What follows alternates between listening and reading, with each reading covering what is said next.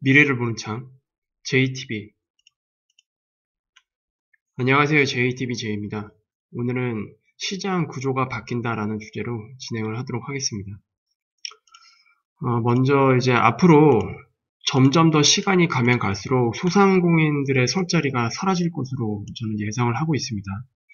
크게 두 가지 관점으로 보고 있는데, 첫 번째로는 소상공인들의 그 사업 형태가 오프라인 중심인 경우가 굉장히 많습니다. 특히 그 소매업 중심의 자영업자들이 다 여기에 이제 해당이 되죠. 그래서 보통 지금 잘 그나마 버티고 있는 사업자들 같은 경우에는 온라인이 베이스입니다. 온라인이 베이스이고, 그리고 서브로 이제 오프라인, 이런 식으로 이제 진행이 되고 있는데, 이번에 특히 많이 타격을 받은 사람들은 바로 이 오프라인 중심의 사업자들. 뭐 이유는 뭐 크게 세 가지로 볼 수가 있겠는데, 일단 높은 임대료, 이게 첫 번째 문제가 되겠죠. 그리고 이미 우리나라 기준으로만 본다면 미중무역 전쟁이 시작되는 해가 2018년이었죠. 그때부터 이제 많이 힘들기 시작했단 말이에요. 특히 그 자영업자분들이. 거기에 코로나까지 엎친 데 덮친 격으로 이제 충격을 이제 받으면서 이 부채 문제가 거의 한계치에 다다른 상태입니다. 그리고 거기에 부채가 많이 껴있으니까 이자 비용도 당연히 올라가고 있겠죠. 금리가 아무리 낮아진다고 한들 기존에도 저금리였는데 거기서 뭐 내려봐야 이자 비용이 뭐 크게 내려갔을까요? 그렇게 보진 않고 어쨌든 이자 비용도 부담이 될 겁니다. 그래서 일단 금전적인 부분은 이 두 가지가 너무 큰 이제 부담으로 이제 다가올 것이고, 그 다음에는 이 코로나 이슈로 인해서 소비 행태가 대부분 다 온라인 플랫폼 중심으로 이동이 됐단 말이에요. 그래서 이쪽으로는 오히려 소비가 증가되는데, 당연히 여기서 가장 큰 피해자들은 여기에 포함된 소상공인들이 아닐까 생각이 됩니다. 그리고 두 번째로는 데이터 수집과 활용 능력이 굉장히 부족하다는 거예요. 다양한 온라인 플랫폼을 보유한 이제 기존의 큰 기업들 같은 경우에는 지금 오히려 이 코로나 이슈가 기회가 됐죠. 더 크게 성장할 수 있는 기회가 돼서 폭발적인 성장을 이뤄내려고 하고 있습니다. 그리고 실제로 이게 진행이 되고 있고요. 뭐 제가 몇 번 예를 들었지만 특히 이 쿠팡 같은 경우에는 이미 2019년에도 엄청난 매출을 기록을 했는데 올해 아마 그걸 뛰어넘을 거예요. 그리고 매출 성장 그 퍼센트가 지금 뭐 얘기 나오고 있는 걸로는 뭐 최소한 40%라고 하는데 그거보다 더 성장할 가능성이 큽니다. 하반기까지 만약에 진행이 된다고 한다면. 그래서 이쪽으로는 이제 굉장히 큰 성장을 이루고 있다. 그리고 이용자도 당연히 급증할 수밖에 없었던 환경이 지금 만들어진 상태이고요. 그리고 이들 기업이 이런 흐름에 우연히 성장한 거냐? 아닙니다. 이미 몇 년 전부터 4차 산업이라는 그 흐름은 누구나 다 예상을 할 수가 있었기 때문에 이에 대한 철저한 대비를 해왔습니다. 그래서 4차 산업 생태계를 구축을 하기 위해서 이미 많은 것들이 진행이 되어 왔고, 이 코로나 문제가 트리거가 돼서 그 흐름에 이제 오히려 더 시너지 효과를 발휘하게 된 거죠. 그래서 어쨌든 소상공인들의 설 자리는 크게 이런 문제들로 점점 설 자리가 사라지지 않을까. 특히 이 데이터 수집과 활용 능력, 요거는 지금 특히 50대 자영업자분들, 우리가 연령대로 보면 가장 돈을 많이 써야 하는 그 연령대가 40대와 50대입니다. 40대와 50대, 그리고 60대 초반까지. 여기에 이제 자녀의 연령대도 올라오기 때문에 교육비도 이제 만만치 않고, 그렇기 때문에 돈이 많이 나갈 수밖에 없는데, 지금 이 흐름 자체가 특히, IT와 좀 친하지 않은 연령대, 50대, 저는 50대라고 생각을 하거든요. 50대부터 이런 대응에 굉장히 취약하지 않나 생각이 듭니다. 그러니까 전부 다 그렇다는 얘기가 아니고 상대적으로 많은 비중이 이 50대 이상이지 않을까 저는 그렇게 생각을 하고 있습니다. 그리고 지금 뭐 어찌저찌 해서 버티고 있는 그 사업자들도 이거는 어차피 미래를 위해서도 반드시 준비를 해야 됩니다. 뭐 어떤 사업을 하고 계신지는 모르겠지만 최대한 자신이 이제 진행하는 사업들, 그리고 그 거래처들 있잖아요. 그리고 뭐 어떻게 보면 뭐 이용자들이 있을 것이고, 그런 모든 것들을 다 데이터화 해야 됩니다. 그 작업을 이미 다 진행을 하셔야 되고, 그 모은 데이터를 어떻게 활용할지 그런 것들도 많이 연구를 하셔야 됩니다. 그래서 어쨌든 이 두 가지 큰 이슈가 아마 지금 소상공인들의 그 설자를 점점 줄어들게 하는 요인이 되지 않을까 그렇게 생각이 됩니다. 반대로 이 두 가지 이슈에 대해서 충분히 대응할 여력이 있는 소상공인들은 반대로 경쟁력이 올라가겠죠. 거꾸로 생각을 해본다면. 그래서 요거는 어떻게 활용하는지에 따라서 이제 시장 관점에서는 패배자가 될 수가 있고 승자가 될 수가 있고 그렇게 이해를 하시면 될 것 같습니다. 그렇다면 이제 소상공인들이 살아남는 방법은 방금도 말씀드렸지만 데이터 활용도 있어야 되고 뭐 온라인 중심의 사업으로도 전환을 해야 되고 이런 것들도 있겠지만 구체적으로 본다면 일단 자본력에서는 어떻게 할 수가 없습니다. 이 자본력이라는 거에 대해서 우리가 뭐 큰 기업들이랑 경쟁할 수 있는 그런 위치는 아니잖아요. 그렇다면 대형 기업들이 내놓은 그 온라인 플랫폼 이런 것들을 이제 활용할 수밖에 없을 거예요. 활용하지 않는다면 오히려 큰 이제 손실이 되겠죠. 이 부분에 대해서는. 그래서 어쩔 수 없이 자본력이 없다면 대형 기업들이 구축해놓은 온라인 플랫폼을 활용을 해야 된다. 만약에 여러분들이 진행하고 있는 사업들이 대형 기업들의 온라인 플랫폼을 활용하기가 어렵다.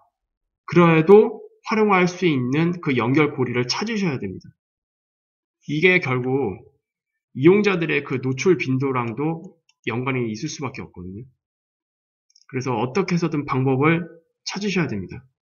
그리고 데이터 수집을 어떻게 할 것인지, 그리고 무엇을 데이터화 할 것인지 그런 것들도 다 분석을 하시고 연구를 하셔야 되고요. 그렇게 모은 데이터들을 이제 분석을 해서 어떻게 활용할 것인지 이런 것들도 이제 필수적으로 여러분들이 가져가셔야 됩니다. 보통 큰 기업들 같은 경우는 이런 것들을 담당하는 부서들이 다 있단 말이에요. 그리고 그냥 인력도 아니고 다 전문 인력이죠. 그리고 이런 것들을 어떻게 구현을 할지 개발 인력들도 다 있습니다. 그래서 최소한 이런 큰 기업들과 경쟁하기는 어렵겠지만 이 동종업계 다른 소상공인들에 비해서 좀 더 나은 경쟁력을 확보하려면 이런 것들을 활용할 수 있는 그런 방법을 반드시 연구를 하셔야 됩니다. 지금 당장 어렵더라도 시작을 하셔야 됩니다. 5년, 10년 이상을 볼 거라면. 그리고 만약에 지금 이제 진행하고 계시는 그 사업 영역이 좀 시간이 흘렀을 때 사람들이 계속 관심을 가질 수 있는 시장인지 아닌지 그런 것들도 일단 장기적으로 잘 판단을 하셔야 될 것 같고요. 그래서 결과적으로 내가 지금 진행하고 있는 사업 영역이 점점점 줄어들 수밖에 없는 시장이다. 그러면 과감하게 정리하는 것도 하나의 방법일 수도 있습니다. 물론 과감하게 접으려면 당연히 그에 대한 어떻게 준비할지 그 이유까지도 다 생각을 하셔야겠죠. 그래서 사람들이 관심을 가질 수밖에 없는 미래 소비 시장을 찾으셔야 됩니다. 제가 저번에 예시를 드렸죠. 기본적으로 이 건강 관련 그리고 식품, 특히 유기농 식품 관련 그리고 이제 대부분 사람들이 앞으로 시간이 지나면 지날수록 이 온라인 플랫폼을 활용을 해서 소비를 진행을 할 거거든요. 그렇게 된다면 이 온라인 플랫폼에 입점을 해서 결국 소비자들과 만나야 되는데 거기서 어떤 경쟁력을 또 확보할 수 있을지 이런 영역 중에서도 어떤 경쟁력을 확보해서 이제 뭔가 다른 강점을 가질지 이런 것들도 연구를 하셔야 됩니다. 이거는 뭐 당연한 거죠. 경쟁력 확보는 기본입니다. 기본. 경쟁력 확보도 안 됐는데 이런 것들을 갖춘다고 성공할까? 전혀 아니죠. 경쟁력 확보는 기본이고 확보한 이 경쟁력을 어떻게 노출시킬 것이고 그리고 그것을 어떻게 수익으로 연결시킬지 이런 것들을 연구를 하셔야 된다는 얘기입니다. 그리고 특히 내가 지금 관심을 가지고 있는 그 시장이 미래에 성장할 수 있는 시장이 아니라면 과감히 그 시장 영역도 바꿔서 여기서 살아남을 수 있는 경쟁력을 확보하고 그리고 그 경쟁력을 어떻게 활용할 것인지 이렇게 이제 연구를 하셔야겠죠. 그래서 가장 좋은 방법은 만약 내가 지금 뭔가 큰 사업을 준비를 하려고 하고 있다. 그러면 일단 이 경쟁력 확보는 이제 각자의 영역이니까 일단 이건 패스를 하겠고요. 확보된 경쟁력을 가지고 어떤 방식으로 사람들에게 노출을 시키고 그리고 어떤 방식으로 데이터를 수집을 해서 그리고 그걸 활용을 해서 고객들에게 더 좋은 서비스를 제공할 수 있을지 이런 것들을 연구를 하시면 될 것 같습니다. 이게 뭐 얘기는 쉽지만 굉장히 어렵다라는 건 잘 알고 있어요. 그래서 이거는 이제 많은 연구, 고민이 필요한 것으로 생각이 되고 이건 이제 최소 조건이라고 보시면 됩니다. 앞으로 이 4차 산업 생태계에서 살아남기 위해서는. 그리고 이제 이런 뭐 자영업자, 소상공인 이런 부분들에 초점을 맞췄다면 그 다음에 이제 좀 더 큰 영역으로 한번 넘어가 볼게요. 일단 이 산업에 대한 부분 크게 보면 지금 코로나 이슈로 인해서 쓰러지는 산업이 있고요. 그리고 이 코로나 이슈를 포함해서 앞으로 이 4차 산업 시대로의 전환과 맞물려서 쇠퇴하는 산업이 있을 겁니다. 일단 당장 코로나 이슈로 인해서 지금 힘든 산업들을 보면은 특히 에너지 쪽에서도 그 석유 관련 그리고 이제 소비랑 관련이 있겠죠. 그리고 항공도 마찬가지입니다. 사회적 거리두기로 이제 사람들이 어디 뭐 멀리 여행을 가지는 않습니다. 특히 이 항공업계에서는 장거리 이동이 큰 수익원이거든요. 근데 지금 유럽과 그리고 뭐 미국 쪽 이쪽 서쪽 지역이 아직 수습이 되고 있는 모습을 전혀 보여주지 않고 있기 때문에 이 항공 쪽에서는 타격이 클 수밖에 없습니다. 그리고 이 이슈는 하반기가 돼도 크게 뭐 나아질 것 같지는 않습니다. 그래서 이것 때문에 워렌 버핏이 항공주에서 손절매가 나온 것일 수도 있어요. 그래서 어쨌든 이런 석유, 항공사업, 그다음에 숙박사업은 당연히 따라가겠죠. 지금 이슈로 인해서. 그리고 이제 오프라인 매장 관련, 소매업 하시는 분들. 이런 부분들이 이제 쓰러지고 있는 산업이라고 보시면 되는데, 그 중에서도 특히 석유와 항공,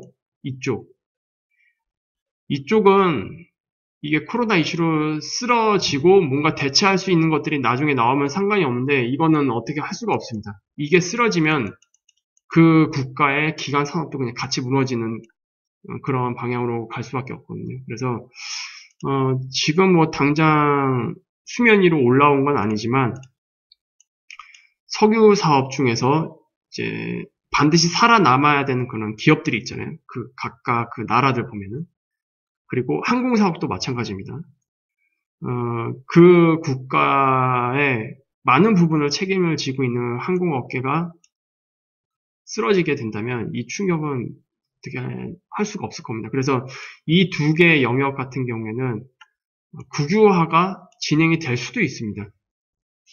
이게 완전히 사라질 그런 산업은 아니잖아요. 석유도 물론 이제 길게 봤을 때는 점점 쇠퇴할 거예요. 하지만 완전히 없앨 수는 없습니다. 지금은 이 석유에 대한 소비가 물론 기업들, 산업 쪽에서도 이제 소비가 되고 있지만 민간 영역에서도 계속 소비가 되고 있는 에너지잖아요. 근데 4차 산업으로 넘어가게 되면 민간 쪽에서는 점점점 이제 사용하지 않을 겁니다. 산업 쪽에서만 사용을 할 텐데 소비가 전체적으로 보면 이제 줄어드는 건 어쩔 수 없겠죠. 하지만 이 기업 자체를 완전히 없애는 거는 이런 그 산업 쪽에서 조금 기둥이 흔들릴 수도 있는 그런 문제를 일으킬 수도 있기 때문에 석유 기업 전체가 쓰러지는 건 아마 국가 자체에서도 막아야 될 겁니다. 결국 이 국유화밖에 답이 없어요. 그래서 이런 과정이 좀 진행되지 않을까. 하반기나 혹은 내년쯤에. 그리고 4차 산업 시대로 전환과 이제 맞물려서 쇠퇴하는 산업은 여기에도 석유가 포함이 되어 있어요. 이 이유는 제가 말씀을 드렸죠. 그리고 오프라인 관련 사업들, 그리고 대부분의 소매업들, 이런 것들이 이제 다 쇠퇴하는 산업이 될 텐데, 어쨌든 지금 코로나 이슈나 또는 뭐 4차 산업 시대의 전환과 맞물려서 공통적으로 이슈가 있는 산업들은 결국 이 석유 사업이네, 에너지 쪽. 그래서 특히 이 석유 쪽은 뭐 미국도 그렇고 뭐 중국도 그렇고 기타 이 석유 사업을 하고 있는 그 국가들 같은 경우에는 어느 정도 국유화가 진행되지 않을까 그렇게 생각이 됩니다. 그리고 이제 그 경제 구조를 조금 보면은 지금 전반적으로 구독 경제로 지금 다 전환이 되고 있잖아요. 그리고 구독 경제로 전환이 되면 어쩔 수 없이 공룡 기업이 등장할 수밖에 없습니다. 막대한 자본력을 투입한 기업들이 이제 모든 영역들, 뭐 음악, 영화, 독서, 과거에는 이런 영역들에서 이제 구독 경제가 구축이 되었지만 이게 지금 다 전방위로 확산이 되고 있잖아요. 그리고 이게 지금 하나의 기업이 다 커버하는 방향으로 지금 가고 있습니다. 그래서 이용자들 입장에서도 이제 과거에는 뭐 이런 것들을 이용을 하기 위해서 그 기업의 이제 서비스를 이제 가입을 하고 그래서 이런 것들을 이제 무한대로 뭐 이용을 하거나 이런 것들이 진행이 되었지만 이게 우리 삶의 전 영역으로 확대되면 기존에는 이건 선택이었단 말이에요. 선택. 하지만 이게 선택이 아니라 점점 필수로 바뀌어가는 환경이 만들어질 수밖에 없을 것 같습니다. 그래서 예를 들어서 뭐 A라는 기업이 뭐 멤버십을 운영을 한다. 뭐 30일에 얼마, 뭐 1년에 얼마, 뭐 이런 식으로 되겠죠. 그리고 멤버십도 아마 등급이 다 있을 겁니다. 등급별로 제공되는 서비스가 다 다를 거고요. 그래서 뭐 최고 등급의 멤버십에 가입을 한다. 그러면 그 기업 플랫폼에 들어가서 음악도 마음대로 내가 들을 수 있는 거 들을 수 있고, 영화도 마음대로 볼 수 있고, 독서도 마찬가지고요. 그리고 아이들을 위해서 좋은 교육 컨텐츠가 있으면 이런 것들도 바로 이제 TV로 연결을 해서 이제 볼 수가 있고, 그리고 게임도 이제 설치하는 게임은 이제 점점 사라질 겁니다. 그 이유는 5G와 이 클라우드 이 환경 때문에 가능하거든요. 그래서 다 스트리밍으로 넘어갈 텐데 이 최고 등급의 멤버십은 자기가 하고 싶은 게임을 그냥 바로 접속을 해서 할 수 있는 그런 환경이 제공이 되겠죠. 그리고 뭐 금융도 마찬가지로 뭐 어떤 금융 상품에 대해서 투자 관련해서 AI에 의한 뭐 상품 추천 이런 것들 VIP들에게 제공할 만한 그런 서비스들을 이제 받을 수 있을 거고 그리고 식품도 마찬가지로 내가 어떤 특정한 기간 동안에 그 비용을 지불을 한다. 그러면은 이제 자기가 관심을 가질 만한 분명히 그 식품군들을 선택을 할 수 있을 거예요. 그래서 자기가 관심 있는 식품군들에 대한 업데이트, 최신 정보들을 받아보고 그리고 여기서 끝나는 게 아니고 나는 이 회사의 멤버십이기 때문에 좀 더 할인된 가격으로 이런 좋은 식품들을 만나볼 수 있는 그런 서비스들이 다 제공이 될 겁니다. 뭐 의류도 마찬가지예요. 그래서 이미 뭐 아마존 같은 경우에는 이 의류 업계 인력들도 이제 입사를 시키고 있죠. 아마 우리나라로 보자면 카카오, 네이버 이쪽에서도 향후 이쪽으로 확장할 수도 있을 겁니다. 아니면 M&A를 통해서 이런 것들을 이제 진행을 할 수도 있을 것 같고 점점점 공룡 기업이 만들어질 수밖에 없는 환경으로 이제 진행이 될 거고 그리고 이 구독 경제로 전환이 되면서 이런 모든 흐름이 맞물리면서 소비자 입장에서는 굉장히 편리하겠죠. 이걸 거부할 사람은 아마 없을 것 같습니다. 그리고 이런 것들이 그냥 따라 노나요? 4차 산업시대에? 아니죠. 이런 것들은 내가 사용하고 있는 스마트 기기 또는 AI 스피커 같은 그런 것들이랑 다 연결이 돼서 다 음성으로 주고받을 수 있는 형태로 서비스가 제공이 되겠죠, 결과적으로. 그래서 이제 말 한마디면 이런 것들이 다 이제 연결이 돼서 전자제품 기기로 다 연결이 되고, 우리들에게 이제 서비스가 제공이 될 겁니다. 그래서 어쨌든, 우리가 어떤 기업 플랫폼의 정기 구독자로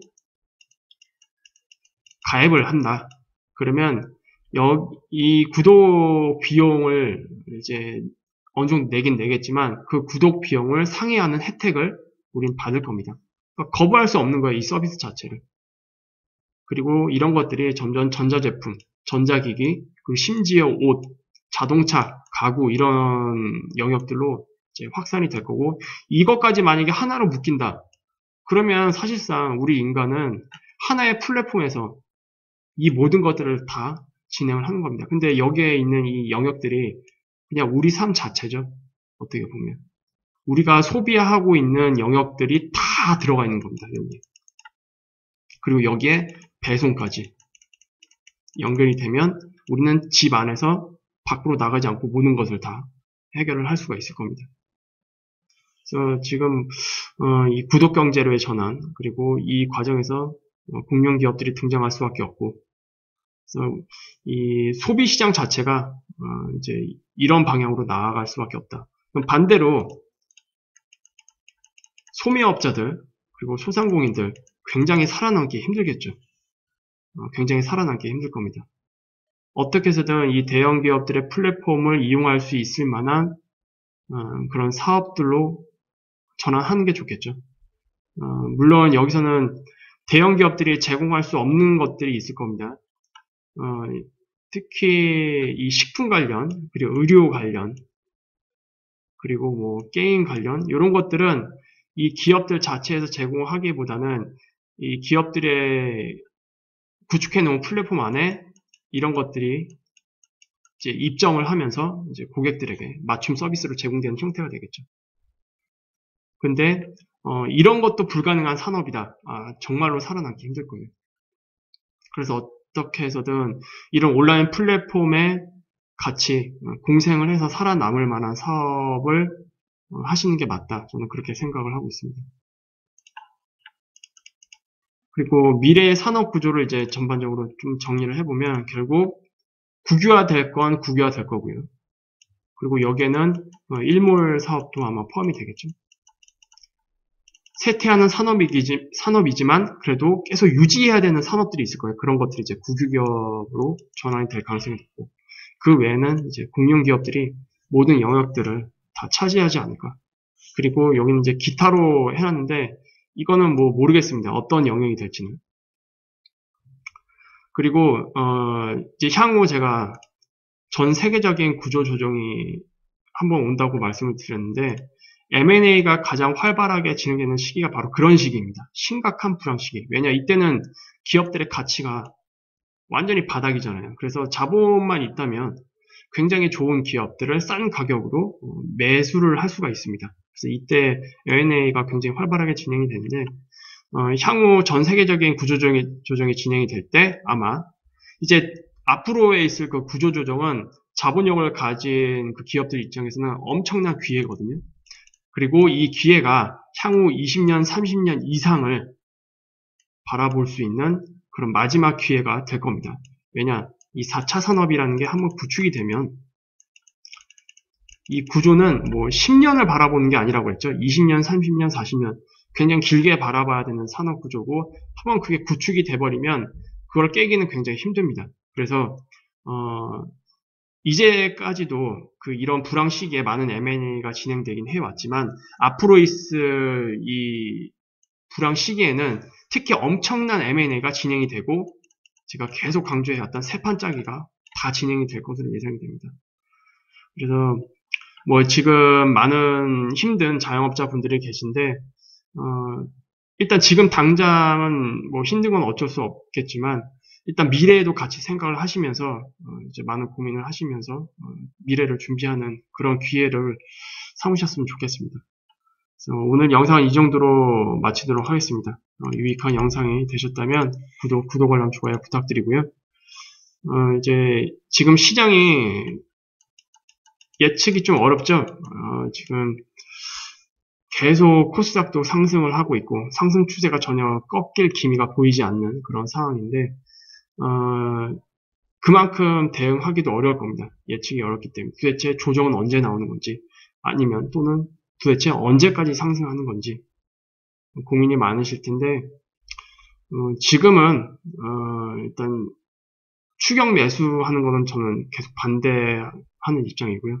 기존에 물량을 적절하게 잘 이제 덜어내신 분들은 보유하고 계신 그런 물량만 잘 간수를 하면서 시장을 그대로 그냥 즐기시면 될 것 같습니다. 그리고 그렇다고 뭐 욕심을 내서 추가 매수를 한다든지 이런 것들은 그렇게 바람직하지 않다. 이렇게 저는 예상을 하고 있습니다. 자세한 내용들은 금요일날 멤버십 영상을 통해서 이제 진행을 하겠고요. 이제 이번 주가 옵션 만기일이거든요. 5월 옵션 만기일인데 일단 옵션 만기일까지는 지금 외국인들의 포지션이 260 그리고 밑으로는 250 요 사이로 가둬놨단 말이에요. 그리고 그 외의 영역들은 다 매도를 치고 있습니다. 아직 양매도 장세가 유지되고 있다는 뜻이고요. 이 가두리장이 끝나고 나면 이제 6월로 넘어가겠죠. 6월 옵션 만기는 옵션 만기만 있는 게 아니고 선물 옵션 동시 만기입니다. 6월 달은. 그래서 아마 6월 달에 한번 방향을 보여줄 것 같고 그리고 6월 옵션 만기 이후에 시장이 정말로 크게 한번 방향을 바꾸는 그런 흐름이 나오지 않을까. 그게 아마 6월 초? 빠르면 6월 초. 그쯤부터 만들어지지 않을까. 그렇게 예상이 됩니다. 시장에 참여하시는 분들도 잘 대응하시길 바랍니다. 그러면 다음 시간에 찾아뵙도록 하겠습니다. 감사합니다.